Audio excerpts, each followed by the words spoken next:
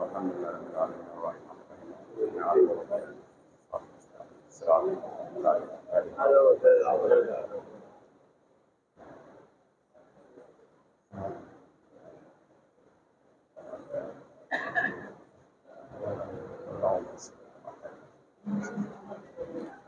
لا حول ولا قوة إلا بالله العلي العظيم. أعوذ بالله من الشيطان الرجيم. بسم الله الرحمن الرحيم. الحمد لله الذي هدانا لهذا وما كنا لنهتدي لولا أن هدانا الله. لقد جاءت رسل ربنا بالحق والصلاة والسلام والتحية والإكرام على سيد أسلم في الوجود سر الله في كل موجود ونقطة دائرة الوجود صاحب لواء الحمد والمقام المحمود مولانا ومولى الثقلين جد الحسن والحسين أبا القاسم محمد وأهل بيت الطيبين الطاهرين المعصومين المظلومين ولعنة الله على أعدائهم أجمعين من يومنا هذا إلى قيام يوم الدين. أما بعد فقد قال الله سبحانه وتعالى في كتاب مبين وفرقان المجيد وقوله الحق. بسم الله الرحمن الرحيم. أتأمرون الناس بالبر وتنسون أنفسكم وأنتم تتلون الكتاب أفلا تعقلون. صلوات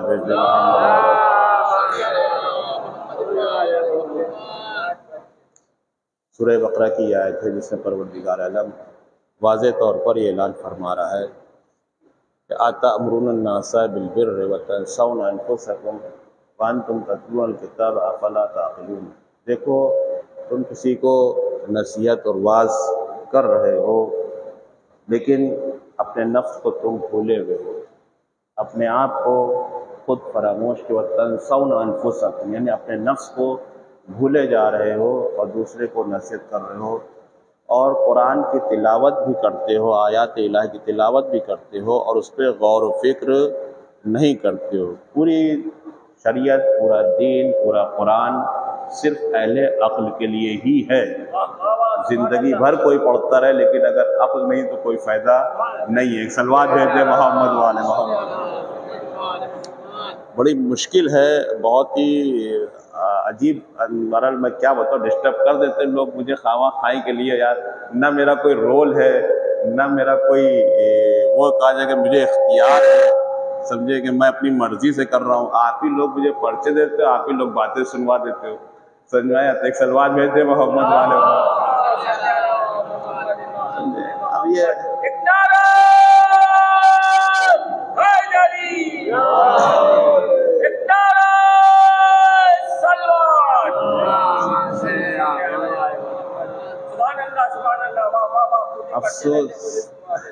افسوس اس چیز کا ہے کہ میں کیا کہوں، کچھ کہہ بھی نہیں سکتا ہوں، نہ کچھ درد بیان کر سکتا ہوں. اچھا پبلک پلیس پہ نہیں کہیں گے تو بھی کہاں کہیں گے؟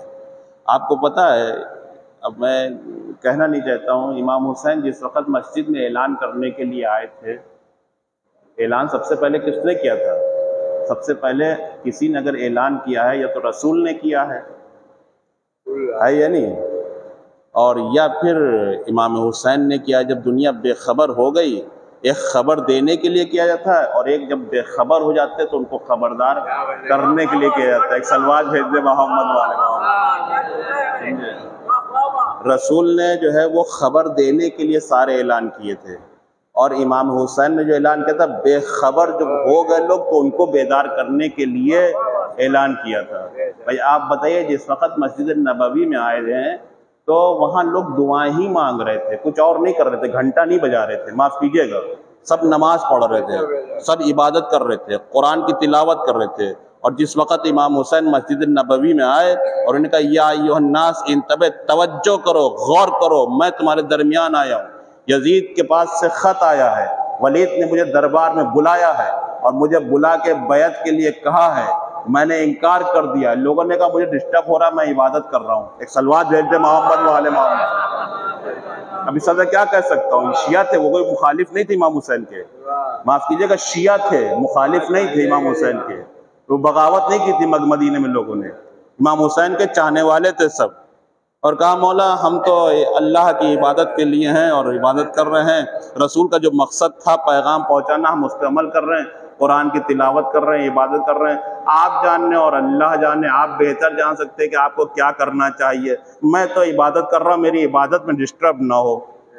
اب یہاں اعلان ہی تو میں کر رہا ہوں، قمر رحمان تھوڑی سنا رہا ہوں کسی کو، مولا کا ہی تو اعلان کر رہا ہوں، حسین کا ہی تو اعلان کر رہا ہوں، مجلس کا تو اعلان کر رہا ہوں، اور وہ کہہ رہے مجھے ڈسٹرب ہو رہا دعاؤں میں۔ ارے بھائی سن لو یہ بھی، کیا معلوم تمہیں شاید کس پہ کچھ نتیجہ نکل آئے۔ ایک سلوات بھیج دے محمد والے محمد۔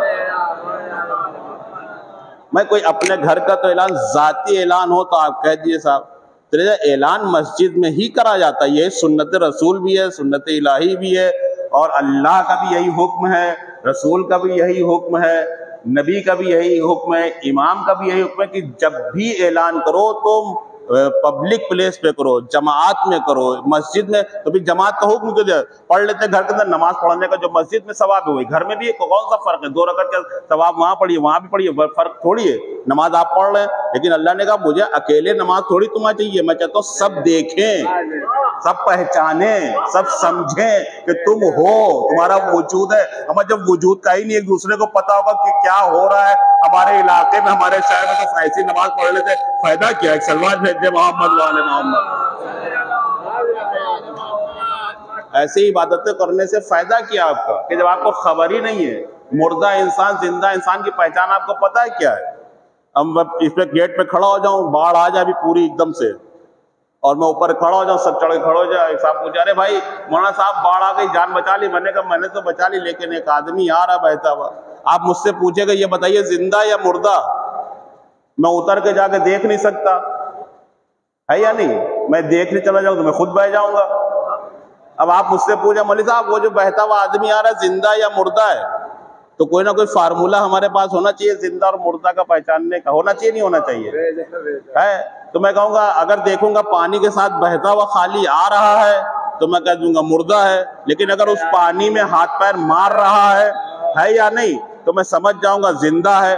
تو اگر زمانے کے باہوں میں بہتا ہوا کوئی انسان چلتا چلا جا رہا، مجھ سے مطلب نہیں، میں تو اسی عبادت کرنے سے مطلب ہے، یعنی باہوں میں بہ رہا ہے، یہ زندہ نہیں ہے مردہ ہے، اور زندہ وہ انسان ہے کہ باہوں میں بہ نہیں رہا ہے بلکہ خبر دے بھی رہا ہے، خبر سنا بھی رہا ہے۔ ایک سلوات بھیجتے محمد والے محمد۔ کہ معاشرے میں کیا ہو رہا ہے جب آپ کو پتہ ہی نہیں ہے کہ کیا ہو رہا ہے تو کیا فائدہ ایسی عبادت سے؟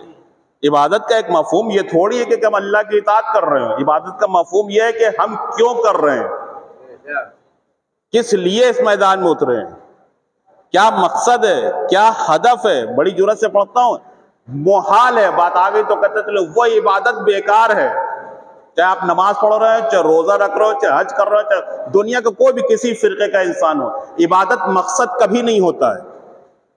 عبادت اس وسیلے کا نام ہے جس سے معرفت الہی پیدا ہو جائے، عبادت اس ہدف کا نام ہے جس سے معاشرے کی جانکاری پیدا ہو جائے، عبادت اس چیز کا نام ہے جس سے دین شناسی پیدا ہو جائے، زمانہ شناسی پیدا ہو جائے، معرفت الہی پیدا ہو جائے۔ اگر نہیں ہوتا ہے تو یہ عبادت نہیں ہے بلکہ یہ مردہ زندگی کی عبادت ہے۔ ایک سلوات بھیجتے محمد والے محمد۔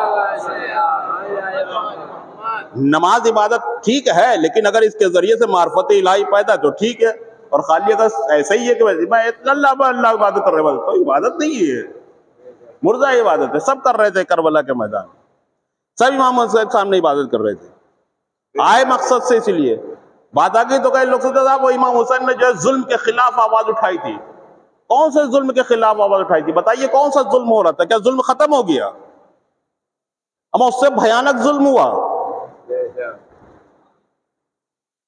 کربلا کے بعد، تو اس سے بھیانک ظلم ہوا ہے۔ کربلا میں تو خالی امام حسین 3 دن کے بھوکے پیاسے شہید کر دیے گئے، آغاز تو کربلا کے بعد ہے ظلم کا۔ اگر آپ کہتے ہیں امام حسین نے ظلم کے خلاف آواز اٹھائی تو کیا ظلم ختم ہو گیا؟ اس سے بھیانک کعبے میں آگ لگا دی گئی، کعبے کو ڈھا دیا گیا، چوتھے امام بیٹھے ہوئے ہیں، لوگ دیکھ رہے ہیں، امام کے پاس آئے 5ویں امام بھی، چوتھے امام بھی، چھٹے امام بھی بیٹھے ہوئے ہیں، اور کہہ رہے ہیں مولا مسجد نبوی میں گھوڑے کا استبل بنا دیا گیا، مسجد نبوی کو توڑا گیا ہے، کربلا کے بعد مدینے کی تالازاری ہوئی ہے، مدینے کے گھروں کے اندر پامالی ہوئی ہے، کعبے کو ڈھا دیا گیا، کعبے کے اندر آگ لگا دی گئی، آگ کی بارش ہوئی ہے، چوتھے امام بیٹھے ہوئے، کہا مولا آپ دیکھ رہے ہیں کہ؟ کہا میں بھی دیکھ رہا ہوں۔ کبھی قیام کیوں نہیں ہو رہا ہے؟ آپ کے جد نے امام حسین نے قیام کیا تھا، جو سوال آپ کر رہے ہیں وہ وہاں بھی ہوا تھا کہ آپ کے جد نے امام حسین نے ظلم کے خلاف آواز اٹھائی تھی اور آپ خاموش بیٹھے، آپ کو بھی ظلم کے خلاف آواز اٹھانا چاہیے تھے۔ کہا میرے جد نے ظلم کے خلاف آواز نہیں اٹھائی تھی، میرے جد نے خیر اور شر کی تمیز کرائی تھی۔ اگر تمہیں خیر اور شر کی تمیز ہے تو قیام کرو گے، اور اگر خیر اور شر کی تمیز ہی نہیں ہے، کیا خیر ہے کیا شر ہے، تو ایسے ہی زندگی خاموشی سے کٹتی رہے گی۔ ایک سلوات بھیج دے محمد وآل محمد۔ امام حسین کا ایک کمال ہے، دنیا کے اندر دو چیزیں روز اول سے آخر تک کچھ نہیں ہے۔ آج آگے بات تو کہتا چل رہا ہوں، بارش ہو رہی جا نہیں سکتے کہیں، سلوات بھیج دے محمد وآل محمد۔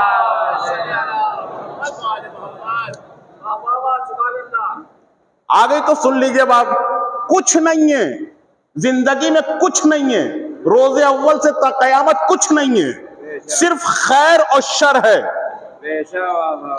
روز اول سے صرف خیر اور شر ہے۔ آدم خیر ہے، شیطان شر ہے، حابیل خیر ہے، قابیل شر ہے، نمرود شر ہے، ابراہیم خیر ہے، فرعون شر ہے، موسیٰ خیر ہے، رسول خیر ہے، تینوں ابو جہل ابو لہب شر ہیں، علی خیر ہے، تینوں شر ہیں، ہے یا نہیں؟ علم خیر ہے، شک وہم گمان شر ہے، کربلا میں حسین خیر ہے، یزید شر ہے، ان الحسین مصباح الہدی وسفینۃ النجات۔ زندگی میں کچھ نہیں ہے، صرف خیر اور شر ہے۔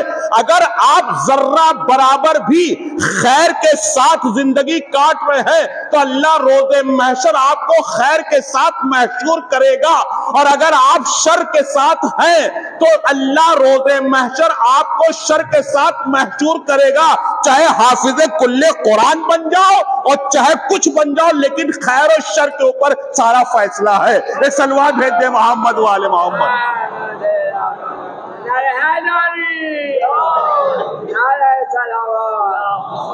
آپ نماز شب کے پابند ہو جائیے، چاہے متقی ہو جائیے، چاہے پرہیزگار ہو جائیے، چاہے حافظ قرآن ہو جائیے، چاہے حافظ حدیث ہو جائیے، چاہے پوری شریعت پر رسول کے ساتھ عمل کر لیجئے، لیکن دیکھا جائے گا خیر کے ساتھ ہے یا شر کے ساتھ ہے۔ اگر ذرہ برابر بھی شر کے ساتھ ہو تو شر کے ساتھ محشور کرے گا خدا، اور اگر خیر کے ساتھ ہو تو اللہ خیر کے ساتھ محشور کرے گا۔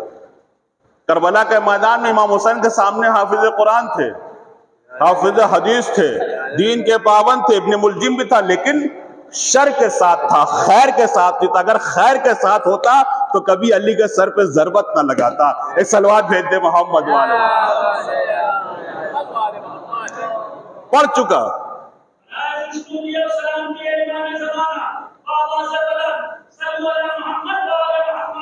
اللہم صلی اللہ محمد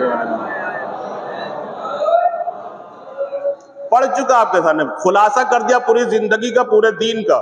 کچھ نہیں ہے بھائی، آپ زندگی بھر نماز پڑھ رہے ہو اور نماز پڑھتے میں آپ جو شر کے ساتھ ہو، ہے یا نہیں؟ بھائی کوئی اگر مجبور ہے اور خیر پہ کوئی آپ اس کا ساتھ نہیں دے رہے ہو، کسی دوسرے کا دے رہے ہو ساتھ جو شر پر ہے، آپ کو پتا ہے کہ حق کیا باطل کیا ہے، تو آپ کا شمار شر کے ساتھ ہوگا۔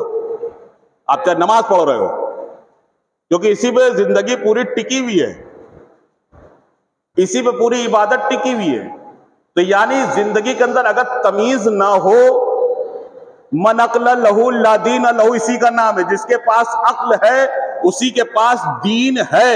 اگر عقل کو خیر اور شر کا معیار نہیں پتا ہے تو کیا فائدہ ایسی عبادت کا؟ اما جس کو رات کا دن کا نہ پتا ہو، جس کو جھوٹ کو سچ کا نہ پتا ہو، جس کو سورج اور چاند کا پتا نہ ہو، جس کو کانٹے اور پھول کا نہ پتا ہو، جس کو مکاری اور ایمانداری کا نہ پتا ہو، تو ظاہر بات ہے وہ عقل دار کہاں ہو سکتا، اور اس پہ کوئی شریعت بھی نہیں ہو سکتی۔ شریعت تو صاحب عقل کے اوپر ہے جس کو خیر اور شر کی پہچان ہے۔ ایک سلوات بھیج دے محمد والے محمد۔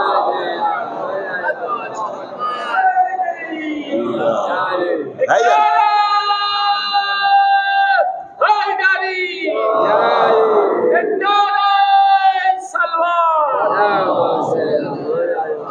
یہاں بات ہی نہیں کر رہا ہوں کہ کون تھا کون نہیں تھا، رسول کے بعد پتا ہونا چاہیے کیا خیر ہے کیا شر ہے۔ اب جو رسول کے بعد جن لوگوں نے عمل کیا خیر پہ کیا شر پہ کیا وہ خود مشخص کریں کہ خیر کون تھا یا شر کون تھا۔ اگر ان کو تمیز ہے تو ٹھیک ہے، اور تمیز نہیں ہے تو بھی کوئی فائدہ نہیں ہے ایسی عبادت کا، وہ کچھ بھی کر لو تو، کیونکہ عقل کی بنیاد خیر اور شر کی بنیاد پہ فیصلہ۔ اور اسی خیر اور شر کو مشخص کیا امام حسین نے کربلا کے میدان۔ میں بڑی جرات سے اسی لیے کہتا ہوں کہ بھیا آپ پورا قرآن پہ عمل کر ڈالیے، لیکن آپ کو کربلا میں آ کے مشخص کرنا پڑے گا کدھر ہو۔ ایک ایسا معیار ہے کربلا، عجیب، آپ مطالعہ کیجئے پوری حدیث، پورے اسلام کا مطالعہ کیجئے، لیکن اینڈ جو ہے وہ کربلا میں آیا ہے۔ کیسے پتا چلے گا صحیح و غلط کا؟ آپ لقد کان لکم فی رسول اللہ اسوۃ حسنہ، تمام رسول کی سیرت پہ آپ عمل کرتے چلائیے، تمام قرآن کے اوپر عمل کرتے چلے، لیکن کربلا میں آ کے مشخص کرنا پڑے گا کہ کدھر ہے۔ ان الحسین مصباح الہدی و سفینۃ النجات، حسین ہدایت کا چراغ ہے، نجات کی کشتی ہے، اگر ادھر ہے تو ہدایت ملے گی، چاہے اگر اس نے چھوٹا موٹا ہی، مطلب کہا جائے اگر چھوٹی موٹی غلطیاں بھی تب بھی اگر ادھر کشتی پہ سوار ہو گیا تو نجات مل جائے گی، اور پوری شریعت پہ عمل کرتا رہا اور نجات پہ سوار نہ ہوا۔ اسی لیے ایسے تھوڑی آسان تھوڑی، ایسے ہی تھوڑی امام حسین نے علی اکبر کو بھیج دیا کربلا کے میدان میں، یہ کچھ ہے نہیں ہے تبھی سے بھیجا ہے، کیا پروردگار گواہ ہے نا، اس کو بھیج رہا ہوں جو مجھے سب سے زیادہ عزیز ہے۔ فَاذْكُرُونِي أَذْكُرْكُمْ وَاشْكُرُوا لِي وَلَا تَكْفُرُونَ، اللہ کا وعدہ تم مجھے یاد رکھو تو میں تمہیں یاد رکھوں گا۔ حسین نے اللہ کو یاد رکھا ہے آخری سجدے تک۔ تُقَدِّمُوا لِأَنفُسِكُمْ، پوری آیت پڑھ دوں، وَأَقِیمُوا الصَّلَاةَ وَآتُوا الزَّکَاةَ تُقَدِّمُوا لِأَنفُسِكُمْ مِنْ خَیْرٍ تَجِدُوهُ عِندَ اللَّهِ إِنَّ اللَّهَ بِمَا تَعْمَلُونَ بَصِیر، اللہ دیکھنے والا ہے کہ تم نے کس چیز کو مقدم کیا ہے۔ تو حسین کہہ رہے میں نے سب چیز پہ تجھے مقدم کیا ہے، نماز کو مقدم کیا، اس کے لیے چاہے مجھے علی اکبر کے سینے کو پیش کرنا پڑے پیش کر دوں گا، اس کے لیے چاہے مجھے 6 مہینے بچے علی اصغر کو پیش کرنا پڑے۔ تقدموا لانفسکم، کہاں سے لائیں گے تقدموا لانفسکم کا ترجمہ کیا کریں گے؟ میں بڑی جرات سے پڑھتا ہوں علماء کے سامنے، آپ تقدموا لانفسکم کا نفس کے اوپر ہر چیز کو مقدم کرنے کا کیا مطلب ہے؟ خدا کے علاوہ کچھ نہیں ہے، اس کے حکم کے علاوہ کچھ نہیں ہے، اس کے سر آگے تسلیم خم کرنے کے علاوہ کچھ نہیں ہے، سوائے معرفت الہی کے کچھ نہیں ہے، اسی کی بارگاہ میں جانا ہے کیونکہ ہم اس کی مخلوق میں۔ اسی لیے امام حسین نے کہا تقدموا لانفسکم، اپنے جسم کو اتنا زور دیا کہ ادھر کے تیر ادھر ہو گئے لیکن سجدے میں سر رکھ دیا۔ تقدموا لانفسکم کی منزل کو تفسیر کر رہے ہیں کہ یہ ہے تفسیر تقدموا لانفسکم، تو ادھر سے بھی آواز آئی یا ایتھا النفس المطمئنہ ارجعی الی ربک راضیۃ مرضیہ وادخلی فی عبادی وادخلی